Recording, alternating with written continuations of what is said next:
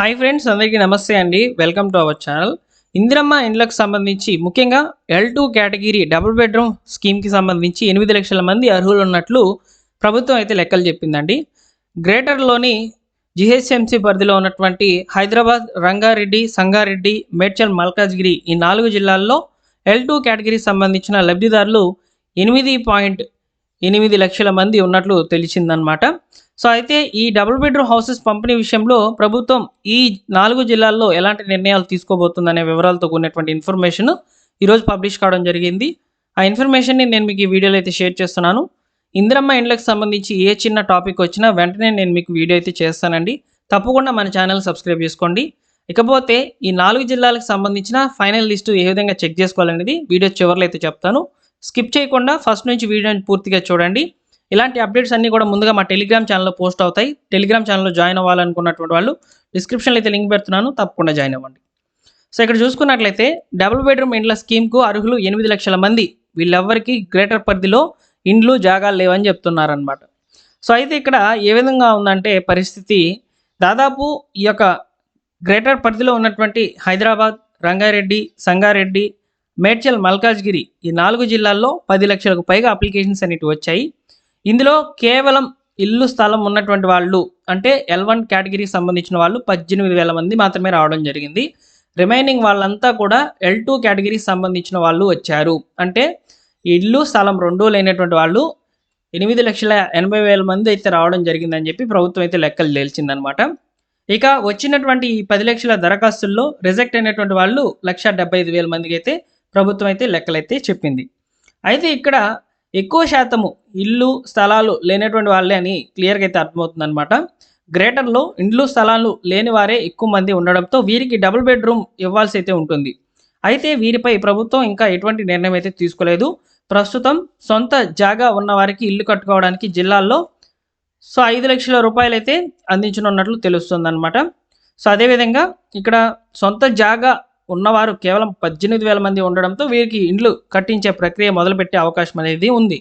మొత్తానికి సొంత ఇల్లు జాగాలు లేనటువంటి వాళ్ళు 80% అయితే ఉండడంతో వీరి విషయంలో వీలైనంత తొందరలో నిర్ణయం అయితే తీసుకోవాలని చెప్పి సో ప్రభుత్వానికైతే ఇక్కడ ఉన్నటువంటి కమిటీ ఏదైతే ఉంటుందో ఇందిరమ్మ ఇండ్లకు సంబంధించి సో ఆదేశాలు మరియు నిర్ణయాలు తీసుకోవాలని కోరుతున్నట్లు తెలియజేయడం జరిగిందనమాట. అలానే ఇక్కడ ముఖ్యంగా ఏడాది క్రితం నిర్వహించినటువంటి ప్రజాపాలనలో లక్షల సంఖ్యలో ఇందిరమ్మ ఇండ్ల కోసం దరఖాస్తులు అయితే చేసుకున్నారు. సో బల్దీ అధికారులు సర్వేకు వెళ్ళగా పాత అడ్రస్లో చాలామంది కనిపించలేదు, కొందరు వేరే ప్రాంతాలకు షిఫ్ట్ అయినట్లు తెలిసింది.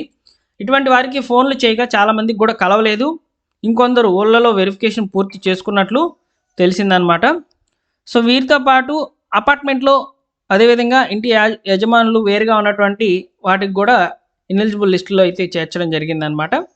సో కాబట్టి మీకు సర్వే అయితే జరిగినప్పుడు మీరు సర్వే పరిధిలో లేకుండా ఉండినట్లయితే మిమ్మల్ని అనర్హులుగా గుర్తించినట్లు ఇక్కడ లెక్కలైతే తెలిసిందనమాట కమిటీ అయితే. సో మొత్తానికి ఈ 4 జిల్లాల్లో కేవలం 10 లక్షలకు పైగా అప్లికేషన్స్ అనేటివి వచ్చినప్పుడు 18,000 మంది మాత్రమే L1 కేటగిరీలోకి అయితే వచ్చారు. 8,80,000 మంది అయితే L2 కేటగిరీకి రావడం జరిగింది. అయితే వీరికి డబుల్ బెడ్రూమ్ అనేది ఇస్తాదా లేదా అనేది ఒక క్వశ్చన్ మార్క్గా మారిపోయింది అనమాట. ఎందుకంటే ఇక్కడ 80% మందికి డబుల్ బెడ్రూమ్ హౌసెస్ అనేవి ఇవ్వాలంటే చాలా కష్టతరమైన విషయం. అయితే L1 కేటగిరీలోకి వచ్చినటువంటి వాళ్ళకి ముందుగా ఇంటి నిర్మాణాలు చేపట్టేందుకు ప్రభుత్వం సిద్ధమవుతున్నట్లు తెలుస్తోంది. సో ఈ విధంగా ఈ 4 జిల్లాలకు సంబంధించినటువంటి అర్హుల జాబితా అయితే విడుదలైతే అయిందండి. ఈ అర్హుల జాబితా ఏ విధంగా తెలుసుకోవాలి అని చెప్పి మీరు నన్ను అడిగినట్లయితే మీ యొక్క మున్సిపల్ ఆఫీస్లో అయితే ఈ యొక్క ఫైనల్ ఎలిజిబుల్ లిస్ట్ అనేది అవైలబుల్లో ఉంటుందన్నమాట. సో అక్కడికి వెళ్ళి మీరు మీ యొక్క అప్లికేషన్ ఐడి లేదా రేషన్ కార్డు లేదా ఒక అర్జీ రూపంలో మీరు మీ యొక్క ఇందిరమ్మ ఇండ్లకు సంబంధించి ఎలిజిబుల్ లిస్ట్లో ఉన్నారా లేదా అనేది తెలుసుకునేందుకు ఒక అర్జీ రూపంలో అయితే మీరు ఇచ్చినట్లయితే సో మిమ్మల్ని పిలిచి మీ యొక్క అప్లికేషన్ ఐడి ద్వారా లేదా మీ యొక్క మొబైల్ నెంబర్ లేదా మీ యొక్క రేషన్ కార్డు ద్వారా మీ యొక్క ఎలిజిబుల్ స్థితిని అయితే చెప్తారు.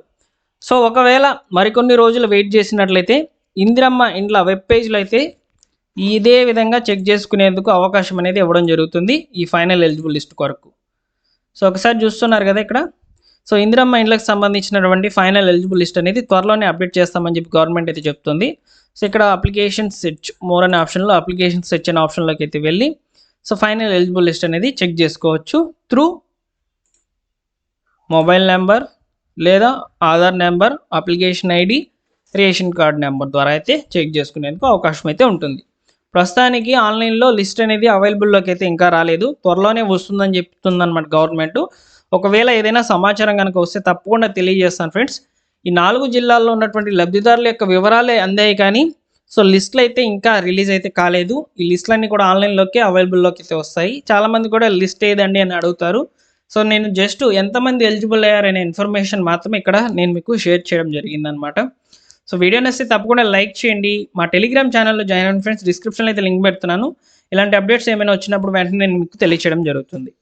అలానే ముఖ్యంగా L2 కేటగిరీ సంబంధించిన వాళ్ళకి హైదరాబాద్లో గతంలో ఎవరైతే 2017-19లో అప్లై అయితే చేసుకున్నారో ఇళ్ల కోసము, వాళ్ళకి ఎవరికైతే ఈ యొక్క డబుల్ బెడ్రూమ్ హౌసెస్ అనేవి శాంక్షన్ అయ్యాయో వాటిని ఇప్పుడు గవర్నమెంట్ పూర్తి చేసి వారికి కూడా దాదాపు 4,000కు పైగా డబుల్ బెడ్రూమ్ హౌసెస్ అనేవి పంపిణీ చేస్తుంది.